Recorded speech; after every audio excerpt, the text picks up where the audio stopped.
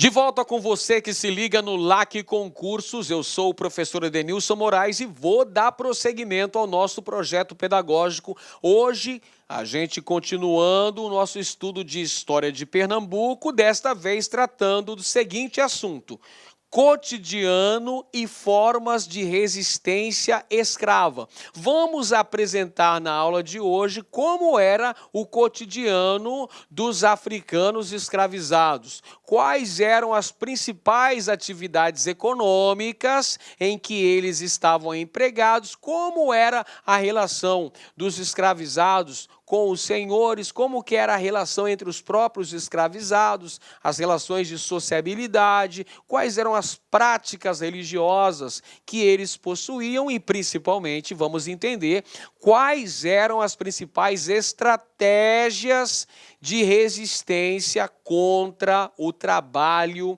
escravo. Muito bem, pessoal, vamos em frente, então. Suba o primeiro degrau com fé.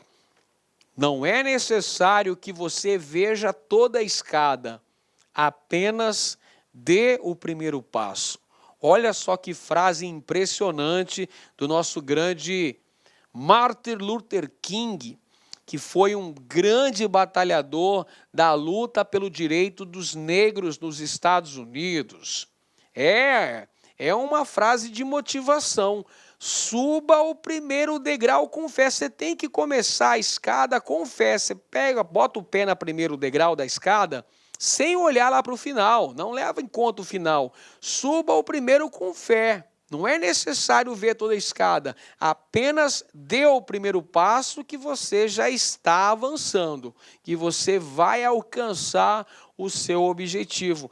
Isso também se aplica às nossas aulas. O conteúdo das aulas de história é bastante extenso, mas você precisa evoluir gradativamente. Vai estudando um conteúdo por vez e quando você perceber, já estudou todo o conteúdo, já assimilou, boa parte daquele conteúdo, estará preparado, estará qualificado para ter um grande desempenho no dia da prova. Muito bem, pessoal, vamos começar falando sobre a escravidão negra. É preciso ressaltar que o trabalho escravo de origem africana foi a mão de obra predominante. Como eu costumo sempre dizer, foi a mão de obra por excelência utilizada no Brasil durante os períodos colonial e imperial. Ao longo de mais de 300 anos, tivemos a utilização massiva do trabalho escravo. Portanto, foi mão de obra predominante no Brasil e foi utilizada nas mais diferentes atividades econômicas. Existiam escravos no cultivo de cana-de-açúcar, no cultivo de algodão, no cultivo de tabaco. Existia também mão de obra escrava em menor escala na criação de gado, a pecuária. Existia mão de obra escrava em grande quantidade nos árduos trabalhos da mineração. Existia também a mão de obra escrava em vários outros serviços, como construção de pontes, de estradas, de fortes, fortificações militares às fortalezas, construção de palácios de governos, edificação de ruas, enfim. O trabalho escravo permeou as principais atividades no Brasil. Existiam, por exemplo, os escravos de eito, os escravos domésticos e também os escravos de ganho. Você precisa compreender essa variedade na utilização do trabalho escravo. Quem eram os escravos de eito, professor? Denomina-se escravos de eito aqueles que estavam ligados mais diretamente ao circuito produtivo. Os escravos que estavam na lavoura de cana-de-açúcar, os escravos que estavam na lavoura de algodão, os escravos que estavam na mineração, eles eram chamados de escravos de eito, aqueles que estavam sujeitos justamente a um trabalho mais vigoroso, um trabalho mais árduo, um trabalho mais penoso. Esses são os escravos de eito.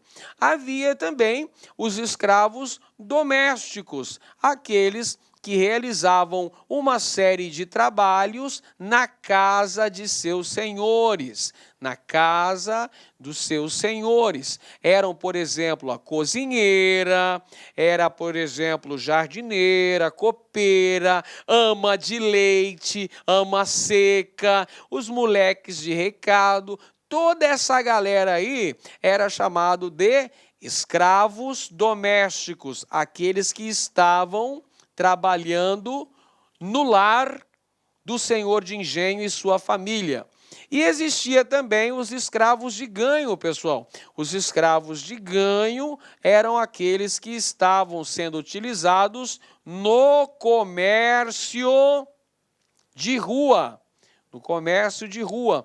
Nas ruas das vilas e cidades coloniais e imperiais brasileiros, existia os chamados escravos de ganho, que eram aqueles que muitas vezes eram alugados por seus proprietários para desempenharem outras funções. Eles poderiam vender quitutes, vender doces, vender pequenos animais, como porcos e galinhas. Eles poderiam também ser utilizados em mais variadas formas de trabalho, buscar água na bica, não é? Então, esses eram os escravos de ganho, escravos urbanos, pessoal. Escravos de ganho faziam o comércio nas ruas das vilas e cidades brasileiras. Mas é importante mencionar também que essa ordem escravista era bastante excludente. É evidente que se você for comparar aqui o escravo de eito, o escravo doméstico e o escravo de ganho, era melhor ser ou escravo doméstico ou escravo de ganho. Só que mesmo assim estava sujeito à exclusão social, à marginalização, ao racismo, que era próprio de uma sociedade de cunho escravista, excludente. Beleza? Ok, pessoal? Ordem escravista e excludente é uma característica da escravidão negra no Brasil e sujeitos a humilhações e maltratos, como a gente já falou. Existia o tronco, onde o escravo era castigado, ele poderia ser marcado a ferro se fosse um escravo fugitivo recapturado, ele poderia ser mutilado, enfim, sofria maus tratos, sofria humilhações dentro dessa ordem escravista. E tinha péssimas condições de vida.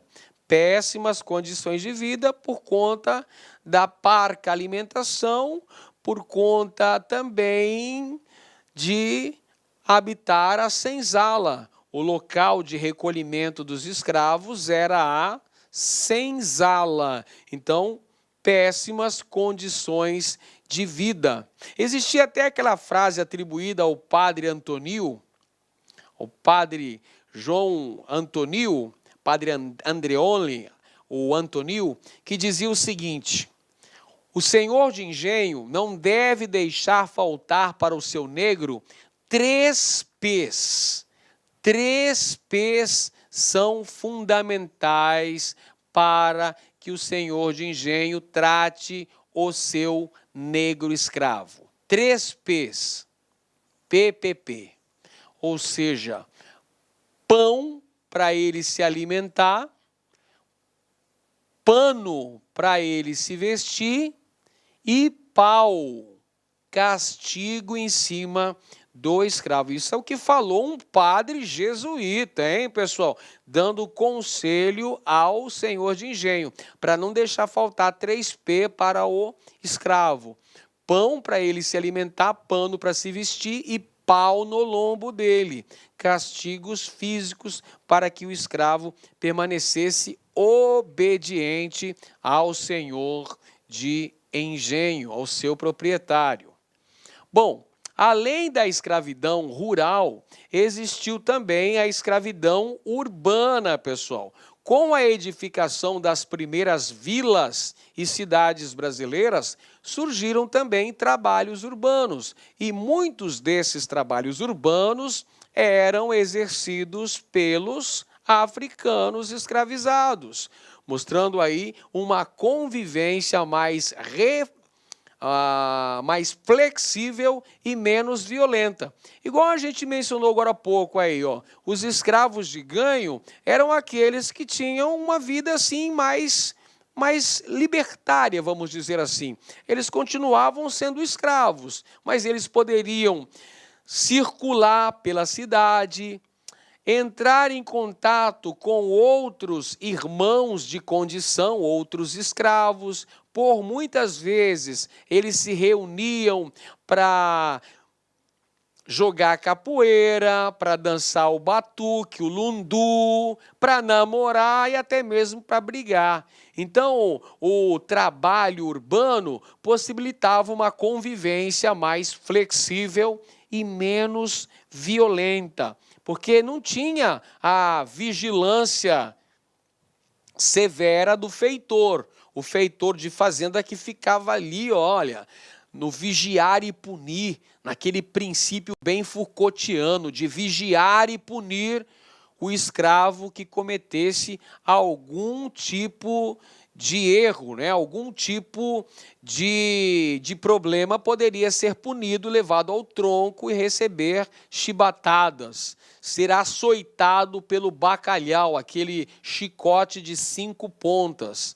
Veja só. Mas na escravidão urbana, que surgiu com o aparecimento da vida urbana no Brasil, com a edificação das primeiras vilas e cidades, essa convivência passa a ser mais flexível e menos violenta. Evidentemente que o número de escravos na zona urbana era bem menor do que na zona rural. Na zona rural, por exemplo, precisava-se de muitos braços fortes para trabalhar no engenho, nas plantações de cana-de-açúcar ou nas instalações do próprio engenho para o beneficiamento da produção. Então, lá, o número de escravos era muito maior. Na zona urbana, era menor o número de trabalhadores do que no meio rural.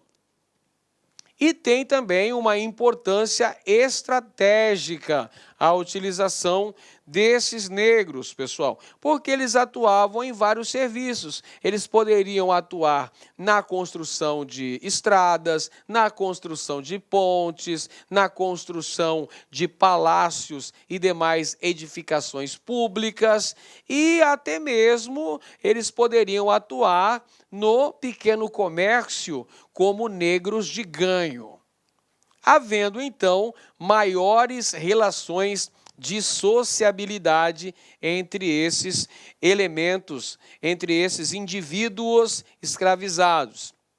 Alguns dedicavam-se aos serviços domésticos, a cozinheira, a copeira, o jardineiro, a ama seca, que era a babá, a ama de leite, que era uma escrava lactante, que amamentava os filhos de seus senhores, além dos ofícios mecânicos e do comércio ambulante. Como a gente já falou, comércio ambulante são os escravos de ganho. Outros ofícios mecânicos aqui, pessoal, pedreiro, carpinteiro, sapateiro, barbeiro, comércio ambulante e a galera que estava no serviço de negro de ganho. Tudo bem? Ok, pessoal. Entre as mulheres escravizadas estavam as costureiras, as engomadeiras, as lavadeiras, as cozinheiras, né, que faziam aqueles deliciosos quitutes, a doceira, a rendeira, as amas de leite. Olha o exemplo aqui, a ama de leite amamentando o filho de nhonhô. Olha aqui, pessoal, muitas vezes eram as escravas lactantes que amamentavam os filhos de seus senhores, porque muitas vezes a mulher branca rica não queria amamentar seus filhos, porque temia os efeitos da gravidade, se é que você me entende. Então ia lá e exigia que a escrava lactante desse de mamar ao seu filho. Essa é a ama de leite. Existiu então as amas secas, as amas de leite, as quitandeiras e até mesmo, não podia faltar, né? Até mesmo as prostitutas também eram atividades desempenhadas por mulheres escravas, sobretudo em áreas de garimpo, em áreas de mineração. No século XVIII, muitas escravas se prostituíam. E os homens escravizados desempenhavam que funções? Eles poderiam ser cocheiros, né, condutores daquelas carroças, poderiam ser pajens, carregadores de carga, barbeiros, ferreiros, serralheiros, pedreiros, carpinteiros, enfim, uma grande gama de atividades desempenhadas por esses homens escravizados. E em relação às formas de resistência, existiam várias formas de resistência dessa população escravizada. Por exemplo, existia a questão da fuga. Essa fuga poderia ser individual ou coletiva. É uma forma de resistência. Fugas individuais ou coletivas. Assassinatos de senhores e de feitores, outra forma de resistência. Suicídio, uma forma extremada de resistência. Banzo, uma tristeza profunda, uma espécie de depressão que o escravo acabava definhando e morrendo. Aborto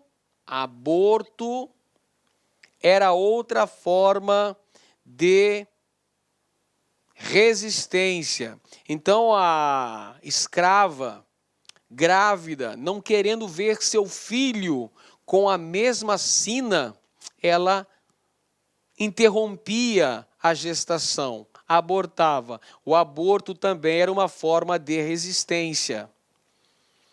Temos também resistência e negligência no trabalho, ou seja, diminuindo o ritmo do trabalho, pessoal, fazendo o trabalho mais vagarosamente, também era uma forma de resistência, era uma forma de sabotagem. Por falar em sabotagem, nós podemos citar a queima de plantações. A queima de plantações de cana-de-açúcar também era uma atividade de sabotagem no trabalho. Mas a principal forma de resistência ao trabalho escravo eram as fugas direcionadas aos locais mais ermos, locais mais distantes das vilas e das fazendas coloniais, para a formação de agrupamentos de fugitivos, os chamados quilombos. Os quilombos que se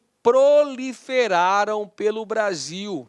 O Brasil tem atualmente cerca de 120 comunidades quilombolas catalogadas. O Brasil inteiro teve quilombos. O mais importante, o mais famoso de todos os quilombos registrados pela história do Brasil foi o Quilombo dos Palmares. Além das insurreições, além das revoltas que os negros também fizeram, a exemplo da revolta dos malês, que aconteceu no ano de 1835, lá em Salvador, na Bahia.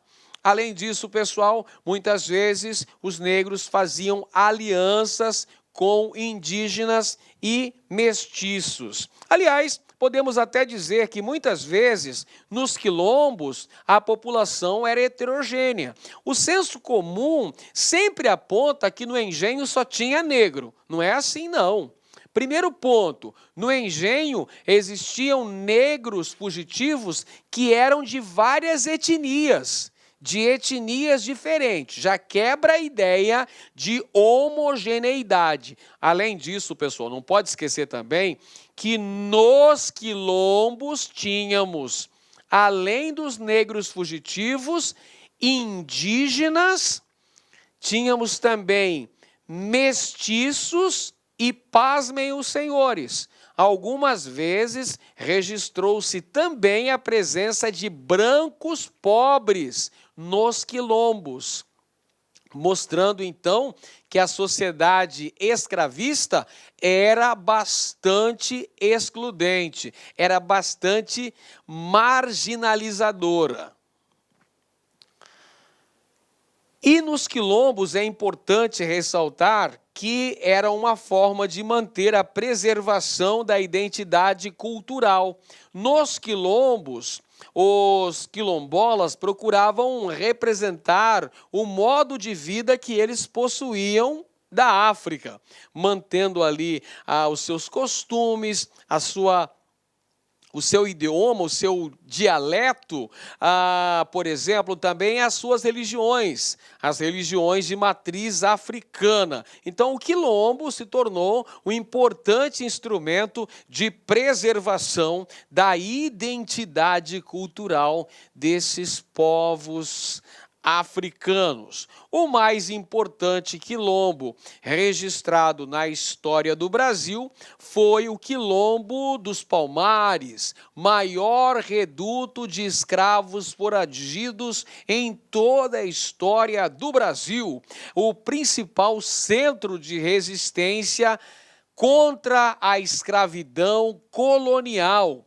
cuja localização era na Serra da Barriga. À época, a Serra da Barriga fazia parte da capitania de Pernambuco. Atualmente faz parte do estado de Alagoas. Então, o Quilombo de Palmares localizou-se na Serra da Barriga. Vale destacar também, pessoal, que o Quilombo dos Palmares não foi basicamente um quilombo. Na verdade, Palmares era uma confederação de quilombos, eram vários quilombos reunidos, uma verdadeira confederação quilombola, que tinha organização político-militar, cujos últimos representantes foram Ganga Zumba, que foi substituído pelo seu sobrinho Zumbi dos Palmares, que foi o último líder do Quilombo dos Palmares.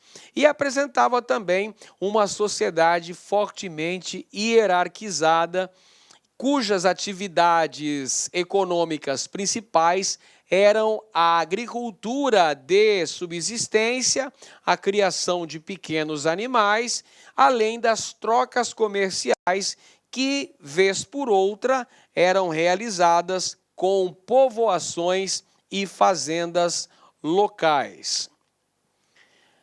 O Quilombo dos Palmares teve uma longa resistência. O Quilombo dos Palmares, a Confederação de Palmares, começou a se formar um pouco antes da invasão holandesa ao Brasil. Um pouco antes da invasão holandesa a Pernambuco, em 1630, já existiam redutos de quilombolas ali em Pernambuco. Com a guerra que se prolongou de 1630 a 1637, evidentemente que as fugas de escravizados para esses quilombos aumentou em número exponencial. Então formou essa confederação, ela teve uma longa duração. Após a expulsão dos holandeses do Brasil, é que começaram a se realizar expedições militares com fins à destruição do Quilombo dos Palmares. E foi justamente um bandeirante chamado Domingos Jorge Velho que destruiu o Quilombo dos Palmares em 1694 e que assassinou Zumbi no dia 20 de novembro de 1694. É a data que os historiadores atribuem para o assassinato de Zumbi, 20 de novembro de 1694. Não é por acaso que essa data foi escolhida pelo movimento negro como o Dia Nacional da Consciência Negra no Brasil. 20 de novembro, é o dia da morte de Zumbi. E Zumbi foi morto e seu corpo foi ultrajado, não é mesmo? Porque os bandeirantes que o mataram deceparam seu órgão genital. Existem alguns historiadores, inclusive, que defendem a ideia de que o pênis de Zumbi teria sido costurado dentro de sua boca. A cabeça de Zumbi foi decepada e colocada sobre um mastro para servir de exemplo, para desestimular novas revoltas de africanos escravizados.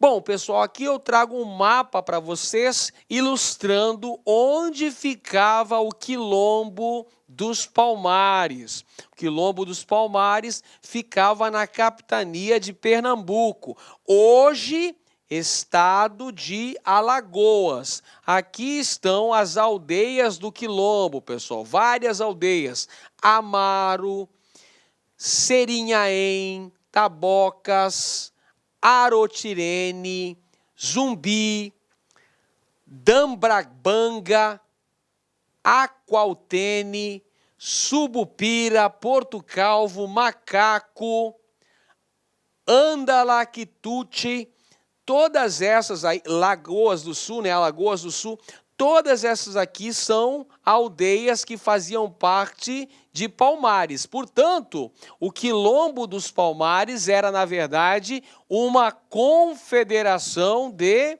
quilombos, que teve uma longa duração, pessoal. No local onde ficava Palmares, hoje nós temos, entre outros, o município de União dos Palmares, no estado de Alagoas. E por falar em quilombos pernambucanos, nós citamos aí Palmares. Ah, mas Palmares é estudado na história de Alagoas também, professor. Sim, porque o local onde ficava esta confederação de quilombos hoje é território alagoano, mas no passado, na época de vigência desse quilombo, era parte da capitania de Pernambuco. Então, olha só, Palmares foi o principal quilombo da história do Brasil, que vigorou durante o contexto do século XVII, na região da Serra da Barriga, onde se desenvolveu a Confederação de Palmares, cujo principal líder foi Zumbi. Zumbi dos Palmares é o último líder, foi o principal reduto da resistência negra contra a escravidão no Brasil. É, sem dúvida alguma, o Quilombo dos Palmares. Aqui na imagem, Zumbi, né? Zumbi dos Palmares e sua companheira Dandara. Dandara, companheira de Zumbi. Quase que eu esqueci, mas o nome da companheira de Zumbi, cara, Zumbi e Dandara, tá? Além de Palmares, nós tivemos outros quilombos em Pernambuco. Vou citar um quilombo importante num outro contexto histórico. É o quilombo do Catucá. Este quilombo tem como contexto histórico o século XIX. Você sabe muito bem que a escravidão acabou no Brasil no século XIX. A escravidão oficial que eu estou me referindo, a escravidão negra, foi abolida pela Lei Áurea em 13 de maio de 1888. O quilombo do Catucá, também um importante quilombo, ficava nas proximidades de Recife, capital da província de Pernambuco, e foi um resultado direto da luta dos escravos pela liberdade e é um subproduto do caos político em Pernambuco. Como assim, professor? Vamos explicar. Espera aí que eu vou trocar em miúdos. Catucá, esse quilombo que ficava nas proximidades de Recife, lá no contexto histórico do século XIX, ele é um resultado da luta pela liberdade por parte dos cativos, mas ele também é um subproduto do caos político pernambucano, porque, afinal de contas, durante o século XIX, aconteceram vários eventos históricos importantes, várias insurreições em Pernambuco, 3 em especial.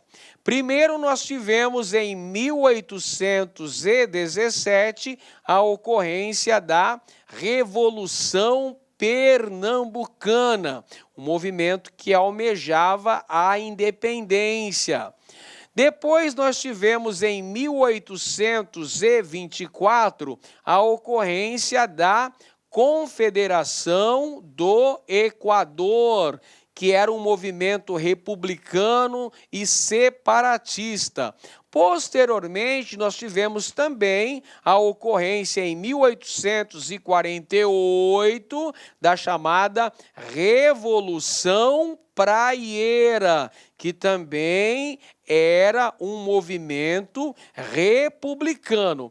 Então, esses movimentos insurrecionais, essas revoltas, você sabe muito bem que Pernambuco ficou conhecido como uma província rebelde por conta da ocorrência dessas manifestações políticas. Então, esse caos político dentro do território pernambucano facilitava o quê?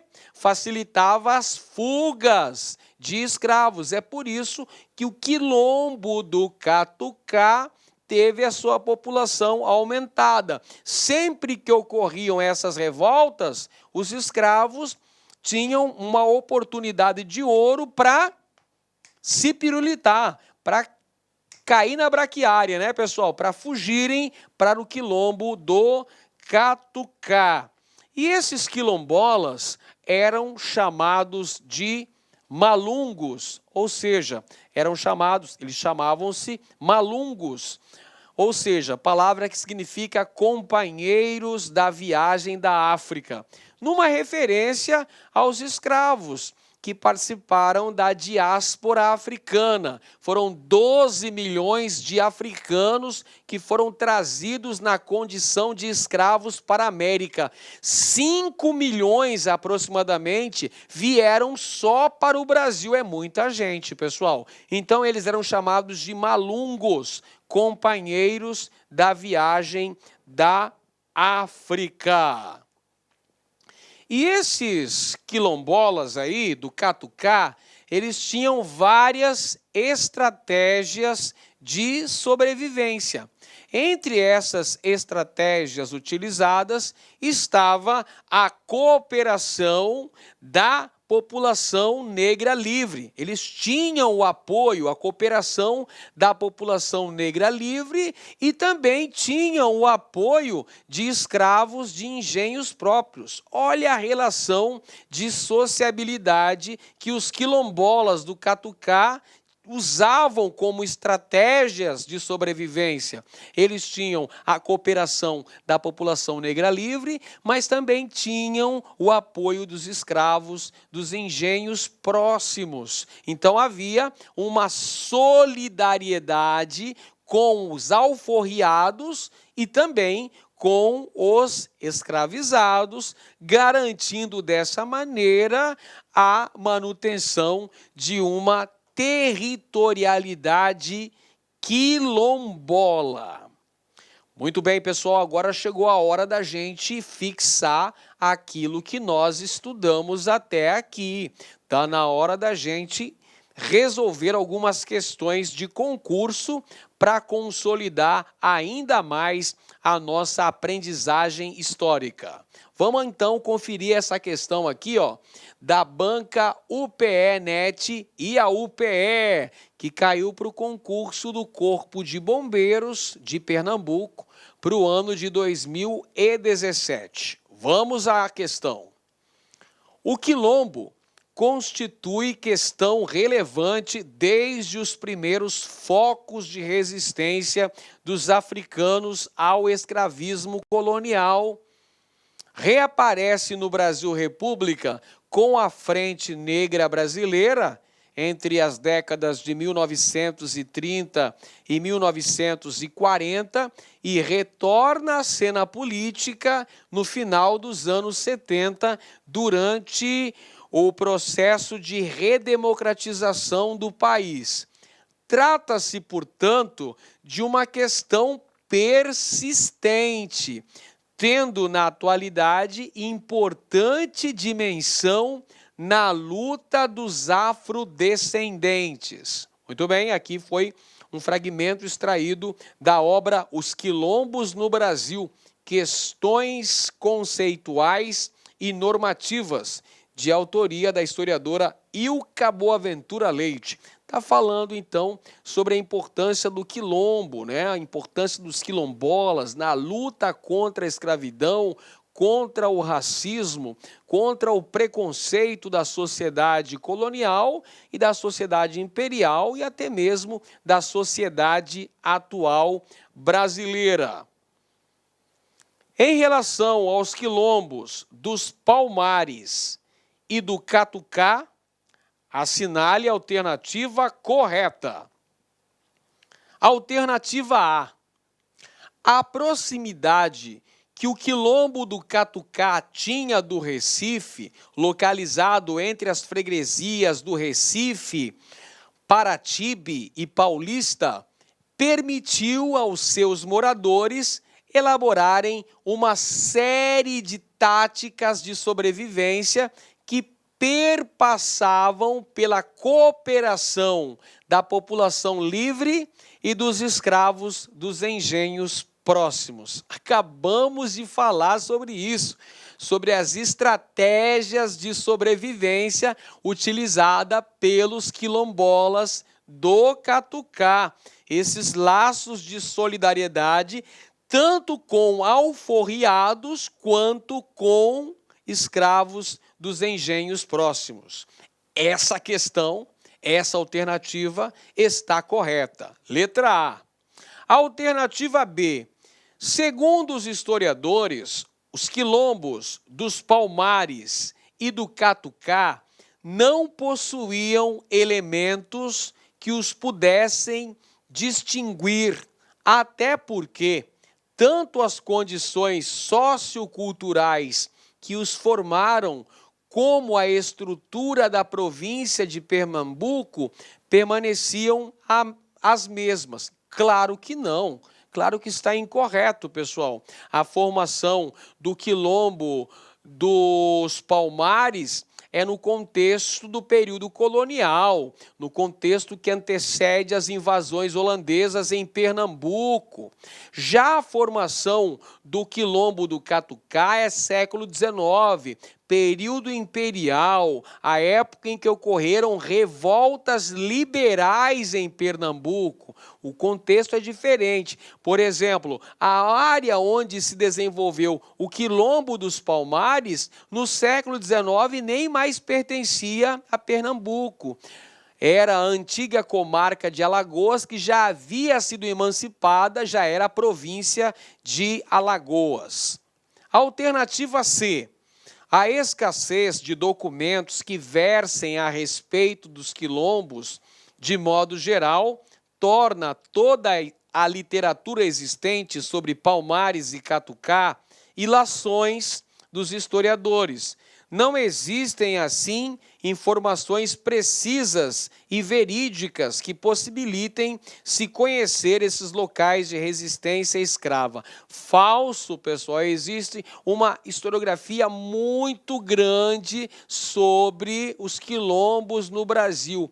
E não são apenas historiadores que dedicam-se ao estudo dos quilombos no Brasil. Existem, inclusive, arqueólogos que vão fazer escavações em sítios arqueológicos para procurar vestígios da ocupação desses quilombolas há 200, 300 anos. Beleza? Alternativa D. Ao contrário do observado em Palmares, o Catucá não era um quilombo dividido em vários grupos no meio da floresta. Além disso, o único meio de vida dos quilombolas era a agricultura de subsistência, não praticando furto nos engenhos e assaltos nas estradas. Claro que não, pessoal. Existia várias estratégias sendo utilizadas por esses quilombolas. Existia uma agricultura rudimentar, existia a criação de pequenos animais, existia ataques a sítios e fazendas próximas, existia saques nas estradas, assaltos nas estradas, e existia relações de complementaridade com povos indígenas ou com livres pobres. Então, essa alternativa também está incorreta. E letra E, quando finalmente os holandeses conseguiram vencer a resistência luso-brasileira, eles encontraram várias plantações queimadas, engenhos destruídos e escravos fugidos. Foi justamente nesse contexto de batalha que foram criadas condições necessárias para o aparelhamento do Quilombo dos Palmares. O Quilombo dos Palmares já existia antes mesmo da invasão holandesa a Pernambuco. O que aconteceu é que o Quilombo cresceu com as constantes fugas para esse reduto de resistência escrava. Mais uma questão aqui, pessoal, padrão UPE e a UPE para a Polícia Militar de Pernambuco. Durante os 3 séculos nos quais vigorou a escravidão no Brasil, a resistência de escravos, tanto de origem africana quanto de origem indígena, foi constante e tomou as mais diversas formas. No século XIX, quando a escravidão brasileira viveu seu apogeu com o maior afluxo de escravos africanos, o crescimento das cidades fez multiplicar nelas não apenas o número de escravos, mas também as formas de resistência que se diversificavam cada vez mais. E se as fugas sempre foram as mais famosas e emblemáticas dessas formas de resistência, nunca foram as únicas. Sobre elas, diz o historiador Marcos Carvalho, nunca faltaram fugas de escravos no Recife. Alguns se aproveitavam dos cortes que o Capibaribe fazia entre os bairros para se evadirem dentro da própria cidade em busca de dias melhores. Existem ainda casos mostrando o outro lado da história. Fugas do Recife para o interior ou até para fora da província, buscando a distância do Senhor ou a proximidade de parentes, amores, amigos e pessoas da mesma etnia ou nação. Então, essa citação do professor Marcos Carvalho, no livro Liberdade, Rotinas e Rupturas do Escravismo no Recife, falando sobre aspectos relacionados à resistência escrava negra. Tendo em vista este cenário, assinale a alternativa incorreta. Olha só o comando da questão bem específico. De acordo com esse contexto de resistência negra contra a escravidão, vamos buscar a alternativa incorreta. Primeira alternativa, letra A, vamos conferir. O quilombo do Catucá, situado nas margens do Recife, na primeira metade do século XIX, caracterizou-se por ser um espaço de resistência contra a escravidão, que cresceu beneficiando-se dos muitos conflitos internos das próprias elites escravistas, principalmente nas chamadas insurreições liberais. Certa afirmação. Nós falamos sobre isso, pessoal, que o fato de Pernambuco ser uma província rebelde, da ocorrência de vários movimentos, a Revolução Pernambucana, a Confederação, do Equador e também a Revolução Praieira, esses movimentos que havia essas disputas políticas favoreciam